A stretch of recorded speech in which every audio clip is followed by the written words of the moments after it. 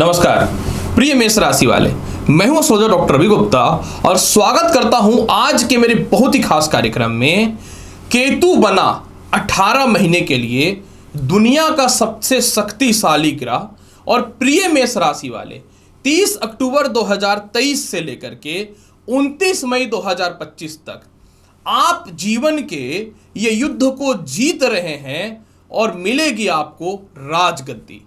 जी हाँ प्रिय मेष राशि वाले, आप सोच रहे होंगे कि मैं ऐसा क्यों बोल रहा हूं। ऐसा मैं इसलिए बोल रहा हूं प्रिय मेष राशि वाले कि 30 अक्टूबर को केतु जो राहु का ही एक पार्ट है, जिस तरीके से राहु जो है मस्तिष्क है, उसी तरह से केतु जो है उसका धड़ है। केतु जो है ये 30 अक्टूबर को तुला राशि को छोड़ करके कन्या राशि, जो प्रत्येक मनुष्य के जीवन में उसकी बुद्धिमता, उसका धन, शत्रु से रक्षा, स्वास्थ्य से रक्षा और कर्ज से बचाने वाला होता है, जो प्रत्येक मनुष्य के जीवन में उसे मैनेजमेंट की स्थिति को सिखाता है और दुनिया में उसे कहीं न तो कहीं एक बहुत ही बड़ा सफल व्यापारी बनाता है। केतु कन्या राशि में प्रवेश कर रहा है। तो प्रिय मेष राशि वाले, आप सोच रहे होंगे कि ये कौन सा बड़ा बात हो गया।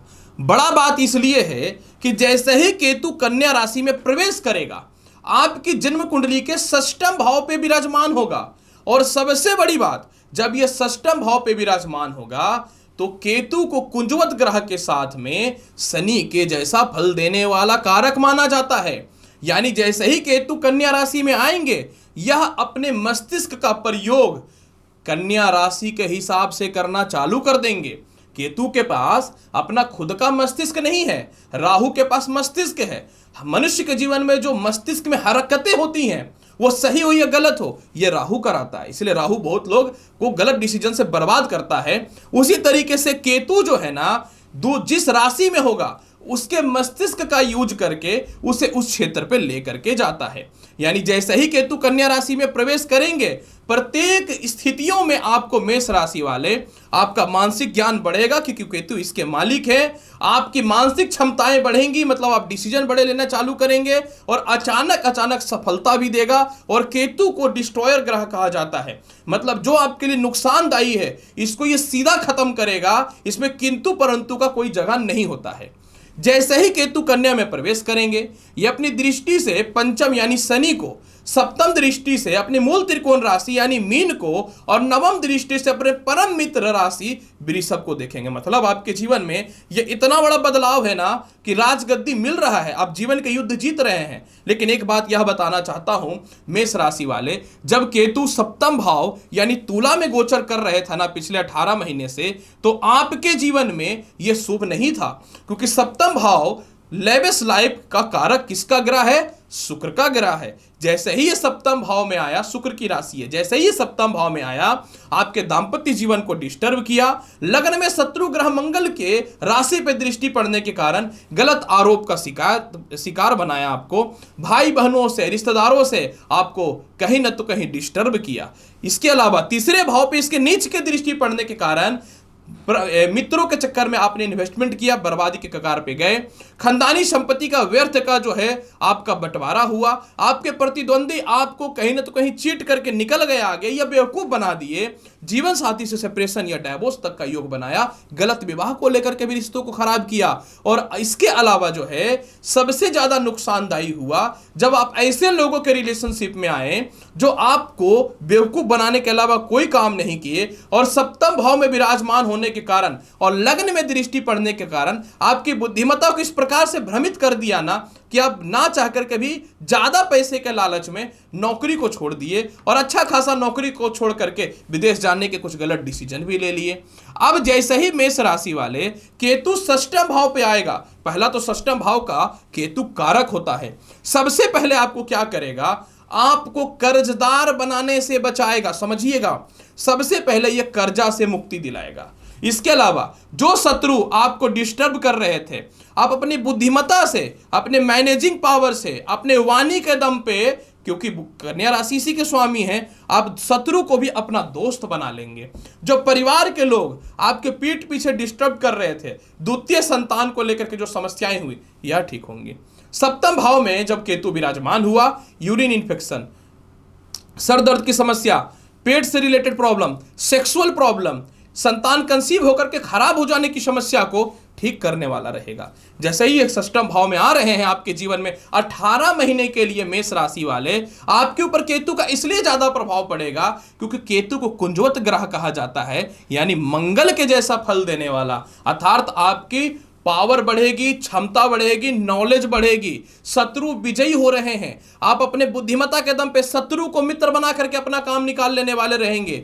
जो भी आपके गुप्त शत्रु हैं, वो परिवार कहीं क्यों ना हो, रिश्तेदार ही क्यों ना हो, या तो आपसे दूर हो जाएंगे और नहीं तो आप उनसे दूरी ऑटोमेटिक बना लेंगे, क्योंकि केतु को डिस्ट्रॉयर कहा जाता है। आपको बताना चाहता हूं मेष राशि वाले, इनकी पंचम दृष्टि कर्म क्षेत्र पे जाएगी, जहां शनि की राशि मकर है और मकर राशि पे केतु की दृष्टि आपके नए नौकरी व्यवसाय के योगों को बढ़ाएगा, आपके पिता से तालमेल को ठीक करेगा, सीनियर अधिकारियों के समक्ष आपकी स्थितियों को ठीक करेगा। पुरानी कंपनी जो अकड़ में या क्रोध में या मजबूरी में जो आपने छोड़ दिया था, वह आपके समक्ष आने वाला रहेगा। दोबारा ऑफर आ रहा है आपके पास। इसके अलावा अगर किसी कंपनी में नौकरी में केस मुकदमा होकर के आपको बेदखल कर दिया गया था, वह भी आपको पुनः बुलाएगा और उस केस मुकदमा को भी आप जीत रहे हैं। सप्तम भाव में जब यह था तो प्रतिद्वंदी आपको कहीं न तो कहीं डिस्टर्ब किए, परेशान किए, जीत गए, वह ठीक करेगा। ये जो व्यर्थ का स्थानांतरण हुआ, डिस्टर्बेंस हुआ, यह ठीक करेगा। आप गलत लोगों के अफेयर में अगर पड़े या गलत मित्र संबंध हुआ, आपके ऊंची शिक्षा अधूरी छूट गई ना, चलिए ईश्वर की कृपा से इस मामले में सुधार हो जाएगा। धन स्थान पे केतु की दृष्टि, पैसे चाहिए, बड़ी नौकरी चाहिए, बदलाव चाहिए, चलो 30 अक्टूबर के बाद हो रहा है, क्योंकि धन स्थान पे केतु की दृष्टि पड़ रही है। कभी कभी दूसरों के समक्ष नहीं बोलने से क्या होता है, आप अपनी वैल्यू और इंपॉर्टेंट घटा देते हैं। आप दूसरों को अपनी बातों से आप अट्रैक्ट करेंगे और दूसरों को अपने बातों में आप फंसाएंगे और अपना काम निकालने वाले रहेंगे। द्वितीय भाव पे केतु की दृष्टि, विवाह के एक से एक रिश्ते आपके जीवन में आने चालू होंगे। द्वितीय भाव पे केतु की दृष्टि, जिनको द्वितीय विवाह करना है, आपके लिए समय बहुत ही ज्यादा बेहतर रहने वाला रहेगा। आपके परिवार के लोगों से जो तालमेल खराब हुआ, यह ठीक होना चालू हो जाएगा। बड़े भाई बहन हो या छोटे भाई बहन हो, इन लोगों का मैरिड लाइफ में जो प्रॉब्लम आया, इन लोगों के जीवन में बहुत ज्यादा दुख का जो बवंडर आ गया ना, इन सभी चीजों को ठीक करेगा। या भाई बहनों का किसी का विवाह ही नहीं हो पा रहा था, वह भी परिस्थितियों को यह ठीक करने वाला रहेगा। केतु का द्वादश भाव पे दृष्टि, विदेश यात्रा में सफल हो रहे हैं, visa, green card, visa extension, PR या फिर विदेश जाने से रिलेटेड गलत डॉक्यूमेंट के चक्कर में जो परेशान हो रहे थे, इन सभी चीजों से केतु आपको बचाना चालू कर देगा। कर्ज की मुक्ति होगा, केस मुकदमा से आप बच रहे हैं। और सबसे ज्यादा सच बोलता हूं, ये जो 18 महीने अपव्यय हुआ है ना, मतलब गलत लोगों के चक्करों में कुछ धन का व्यय जो आपने किया है, या फिर जो है कहीं ना तो कहीं व्यापार एक रहते हुए दूसरा चेंज कर लिया, या गलत लोगों के चक्कर में जो पार्टनरशिपिंग करके आपने आपको डिस्टर्ब किया है आपने केतु के चक्कर में, अब यह ठीक होगा। क्रोध शांत होगा, बुद्धिमत्ता चलेगी, मनुष्य बड़े से बड़े विपत्ति को पार कर लेगा। मतलब मेष राशि वाले, यह केतु का राशि परिवर्तन आपके जीवन को बदल रहा है, आपके जीवन के अस्तित्व को, आपके आइडेंटिफिकेशन को दोबारा लोगों के मध्य में वापस लाने वाला रहेगा। हालांकि इसके प्रभाव को बेहतर बनाने के लिए क्या करना चाहिए? इसके प्रभाव को बेहतर बनाने के लिए कुत्तों को रोटी अवश्य दीजिए। इसके प्रभाव को बेहतर बनाने के लिए विष्णु चालीसा का पाठ कीजिए। मत्स्य अवतार का फोटो घर में अवश्य रखिए या मत्स्य पुराण का पाठ किया कीजिए। इसके प्रभाव को बेहतर बनाने के लिए आप नॉनवेज खाएं, मुझे इससे कोई दुख नहीं है, लेकिन शनिवार के दिन कम से कम मछली का सेवन आप बंद कर दीजिए। शनिवार के दिन आप जो है गरीबों को काला कंबल दान कीजिए। 18 महीनों तक इतिहास बदल रहा है मेष राशि वाले। ये वीडियो बहुत ही कैलकुलेटिव है और सोच समझ के मैंने आपके समक्ष लाया है। तो उम्मीद करता हूं कि बताई गई जानकारी से पूर्ण रूप से संतुष्ट होंगे। आप हैं चैनल पर नए तो लाइक करिए, शेयर करिए, सब्सक्राइब करिए। मैं हूं एस्ट्रोलॉजर डॉक्टर रवि गुप्ता। मिलता हूं अगली वीडियो में और महत्वपूर्ण और ज्ञानवर्धक जानकारी के साथ। तब तक के लिए नमस्कार, अच्छे से रहिए, धन्यवाद।